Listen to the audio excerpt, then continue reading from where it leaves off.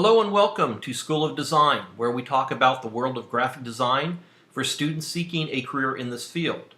I'm Greg Andrade, your host for School of Design. I've been a graphic designer for over 30 years and a high school graphics and digital imaging instructor. Today, we are fortunate to have a guest in the studio, owner and designer of Andrade Design, Terry Andrade. Hello and welcome, Terry. Hi, thank you. I'm happy to be here today. In this episode, we will be discussing how we got involved in the design business, so stay tuned, we'll be right back.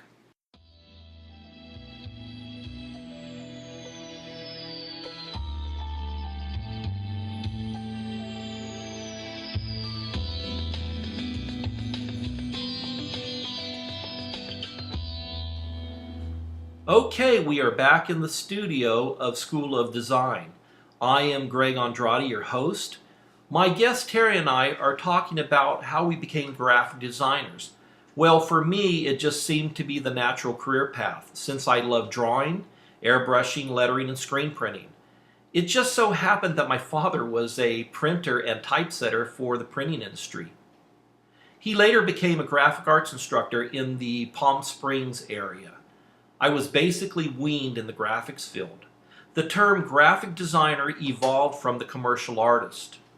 I first heard the term by my high school art teacher. She was the first one to categorize me as a designer because she really didn't feel that I fit that artist profile. But basically the word stuck, and now I was in pursuit to live the life of a designer.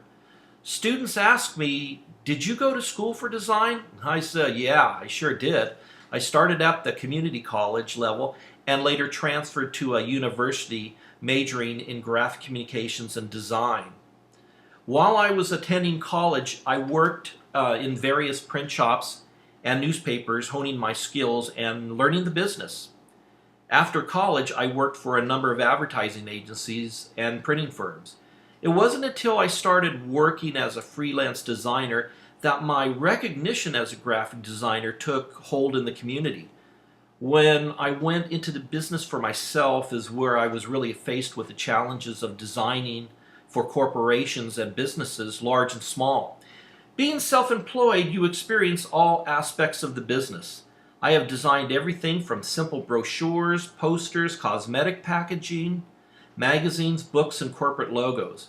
The great thing about design is that it's never the same thing. The work always changes. It's quite rewarding being challenged to design something new. It's all about solving a problem visually. Well, that's pretty much my story. We'll hear about Terry's story when we get back.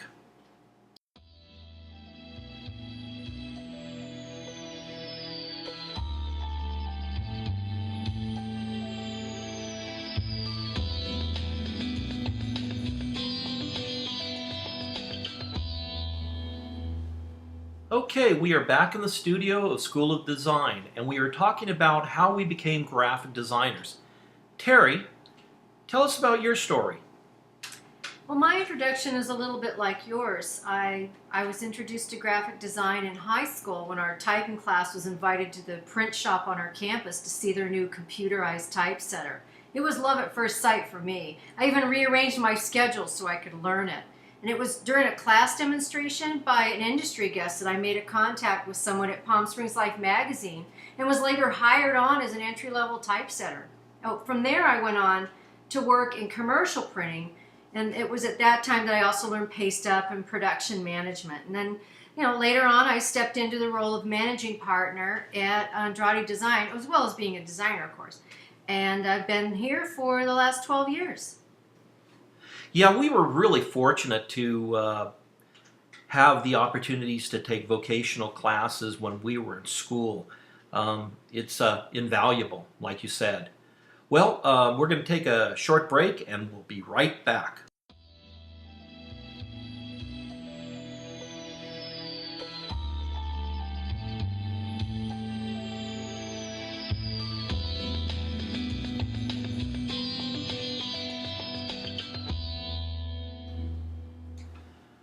Okay, we are back, and I'm the host of School of Design, Greg Andrade, and our next topic is preparing yourself for this career pathway.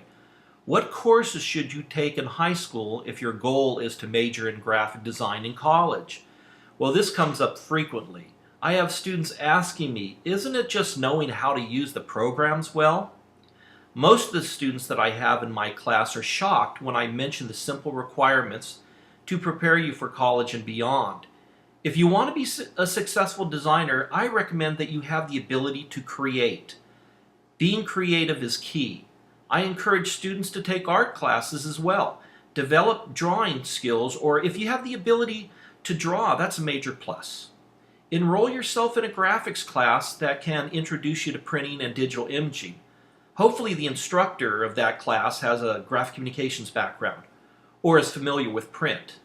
If you do not have this on your campus, I suggest that you find an online graphic design program to familiarize you with the field.